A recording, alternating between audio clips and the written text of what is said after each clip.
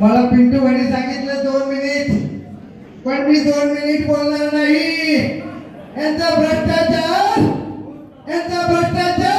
मुळापासून निपटून काढल्याशिवाय थांबणार नाही।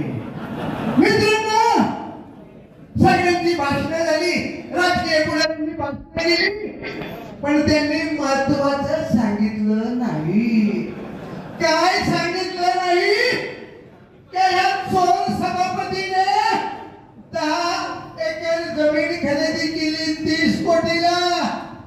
कृषी उत्पन्न बाजार समितीत होते आपले 68 कोटी, त्यातून गेले 30 कोटी। आता 10 एकर जमीन खरेदी केली आपण शेतकऱ्यांच्या माध्यमातून। जर ते खरेदी खत रद्द केलं नाही तर हा चोर सभापती पैसे कसे खाणार मी ते तुम्हाला सांगतो।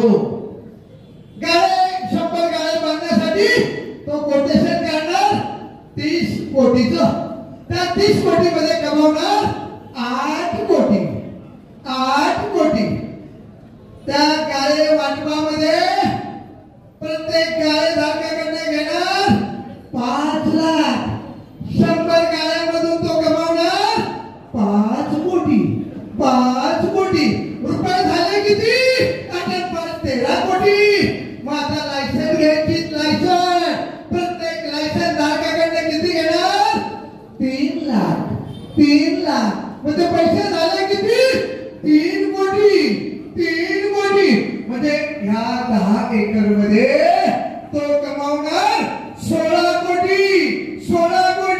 बरोबर आहे की नाही? बोला शेतकऱ्यांना, बरोबर आहे की नाही? माझ्या माता बहिणींनो बोला, हा चांगली तब्येत बोलतो, हे खरं आहे की नाही? अरे बोला, बरोबर आहे।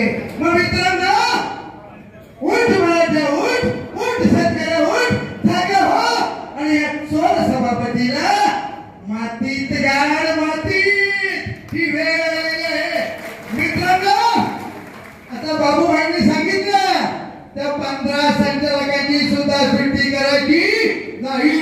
माझा वतूचा एक पोपट मिठू बोलतो, मिठू बोलला। अरे पण किती रुपये घेतले? 50 लाख। निवडणुकीला गेले 5 लाख खर्च, घेतले 50 लाख। माऊली म्हणतात मूर्ख, आता मूर्ख घेतोय। माझ्या शेतकरी बांधवांना विनंती आहे, आज मी खात्यावर हात ठेवून टाकतोय। मी शेतकरी संघर्ष संघटनेचा मला विचारू नका, मी शेतकऱ्यांना विनंती करतोय। वाणी साहेब, तुम्ही जर तुमचा दारिद्र्य संपन्न असेल, तुम्ही जर भावना चांगला असाल, तुमच्या टेटच मी ठेवणार,